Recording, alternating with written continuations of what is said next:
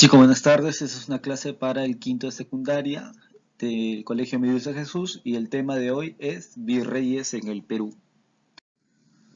Bien, bien. Tenemos que recordar cuáles han sido los principales virreyes del Perú. No vamos a mencionar todos. Y los virreyes que vamos a analizar son aquellos que van desde el primer virrey hasta los virreyes que son durante la casa de los Habsburgo. ¿Esto por qué lo digo? Porque durante el tiempo en que España gobernó el Perú, hubo tres dinastías. La dinastía Habsburgo, ¿sí? La dinastía Borbón y la dinastía napoleónica, ¿sí? Aunque en realidad la dinastía napoleónica fue un periodo muy, muy corto, ¿no?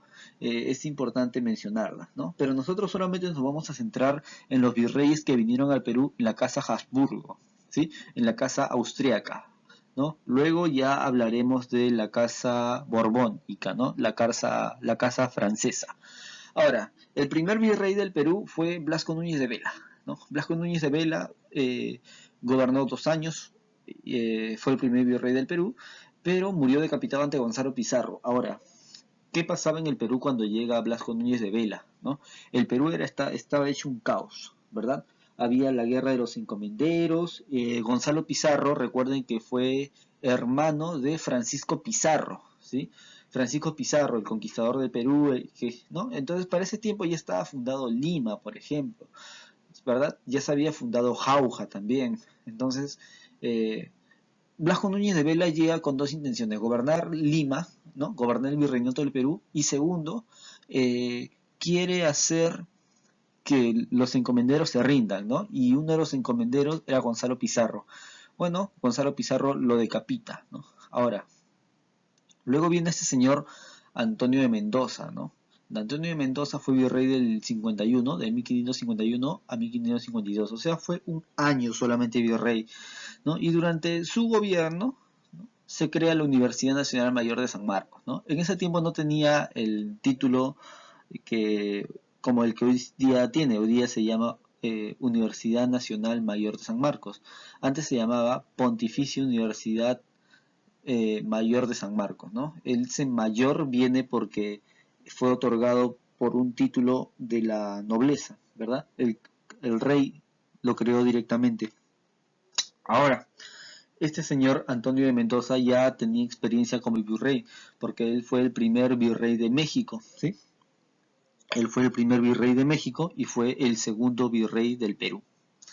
Ahora, este señor que ven acá es Francisco de Toledo, conde de Oropesa, ¿no? Es el virrey más importante de todos los virreyes, tanto de la casa Habsburgo como de la casa borbónica. ¿Por qué? Este señor, ¿sí?, fue el organizador más notable del virreinato. Nosotros habíamos hablado de una estructura en la cual se ordenaban las autoridades en el Perú, ¿verdad? Muy bien. El señor que implantó esto fue Francisco de Toledo, ¿no? También conocido como el Conde de Oropesa, ¿no? Francisco de Toledo lo que hizo fue realizar la visita general al Virreinato del Perú para el cobro de impuestos, ¿no? Por ejemplo, ustedes recordarán que en la época de los incas, ¿sí?, existía la mita, la minca y la mita, ¿verdad?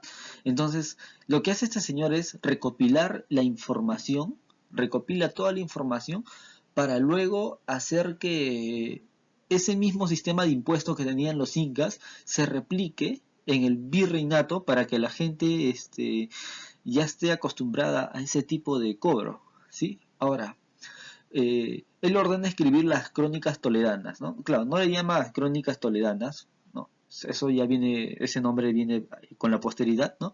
Pero él le ordena escribir crónicas donde se justificaba la conquista española. Eso tiene la siguiente intención: querían mostrar a los indígenas como si fueran bárbaros, para que de alguna manera el español se presente como el héroe, como el civilizador, ¿verdad? Entonces, las crónicas toledanas, ¿no?, eran escritos por cronistas, ¿no?, que eran personas que básicamente escuchaban las tradiciones y las pasaban a papel, ¿no? Y lo que hizo fue que en base a esas crónicas presentara a un indígena ignorante y también como un bárbaro, ¿no? Para justificar la conquista española, ¿verdad? Reglamentó el trabajo no remunerado del indígena, el trabajo remunerado. Esto quiere decir que el indígena tenía derecho a tener un sueldo, cosa que a veces ni siquiera se cumplía, ¿verdad? Reguló el tributo en moneda. Esto es un poco tedioso para los indígenas. ¿Por qué? Porque en la época de los incas no existía la moneda, lo que existía era el trueque, ¿verdad? Intercambio de productos. Pero el español le impone, digamos, que dé el tributo no en productos, sino en moneda. Y eso tiene una consecuencia, que el indígena lo obligan a hacer mercado, a vender sus productos para que pueda con esa ganancia recién pagar sus tributos ante los españoles, ¿no? Ahora, creó las reducciones para facilitar el cobro de tributos, la evangelización y el viaje a las mitas. ¿Esto qué quiere decir? En la época de los incas, los indígenas no vivían juntos, sino que vivían a distancias muy alejadas uno de otro. Una casita era muy alejada de la otra. En cambio, los españoles tienen otra tradición. La tradición de los españoles es vivir en ciudad, ¿verdad? Entonces, lo que hicieron fue lo siguiente, fue reducirlos. Por eso se llama reducciones. O sea, traer a los indígenas que estaban alejados unos de otros a formar una ciudad pequeña, ¿no? Y a eso se le llamó reducción, ¿no? Ahora, es más fácil, ¿por qué? Porque ya no tienes que ir a buscarlos de pueblito en pueblito para que te paguen, sino que sencillamente vas a la ciudad y ya encuentras a los indígenas. Es más fácil evangelizarlos y controlar los viajes alamitas, ¿no? Y también es más fácil cobrarles los tributos. Ahora, a los indígenas se les consideró como menores de edad, ¿no? Y claro, el español representaba al, digamos, a un mayor de edad. La intención era de que justamente, como se había dicho antes, ¿no? Las crónicas toledanas justificaban la conquista española. Entonces, eran como que los españoles eran los protectores o los mentores de esos indígenas considerados menores de edad. ¿Qué más pasó durante el gobierno de Francisco de Toledo? Se erigió el Tribunal de Santo Oficio, ¿no? Más conocido como la Santa Inquisición. Ustedes recordarán que la Santa Inquisición fue una institución de la cual se encargaba del castigo cuando hacían cosas contra la moral de la iglesia, ¿verdad? Por ejemplo, digamos, fornicar en exceso era castigado por la Santa Inquisición, etcétera, ¿verdad? Entonces, la Santa Inquisición era un tribunal de justicia, pero de la iglesia. Ahora, detuvo la incursión del corsario Francis Drake. Acá hay que hacer una distinción entre pirata y corsario.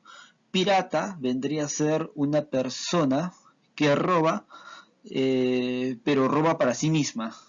Y el caso de corsario vendría a ser un ladrón, pero que es autorizado por la corona inglesa, ¿verdad? Entonces, Inglaterra ya estaba detrás de los, digamos, del oro que salía del Perú y quería robárselo a España, ¿no? Entonces, Inglaterra contrataba piratas. Entonces, esos delincuentes, esos piratas, pasaban a ser corsarios porque tenían el amparo de los mismos reyes de Inglaterra, ¿no?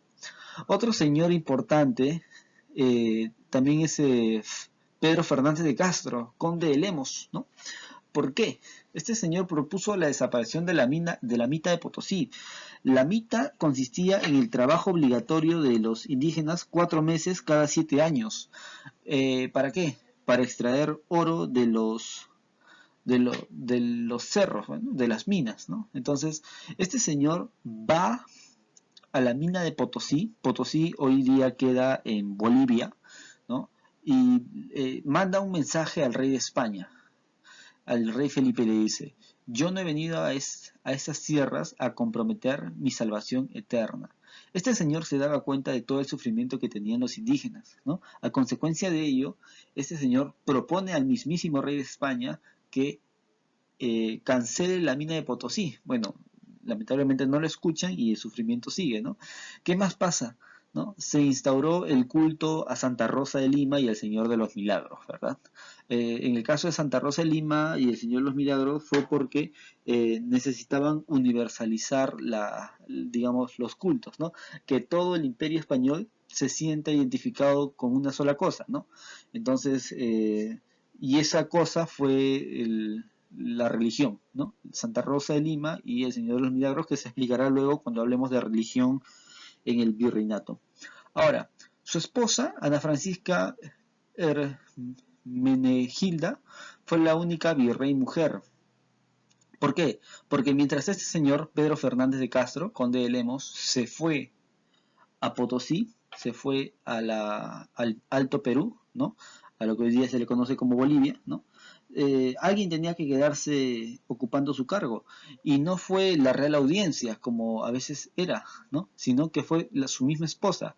Entonces, la señora Ana Francisca Hermenegilda fue la única mujer virrey que existió en todo el virreinato. Y esto sería todo por hoy. Nos vemos.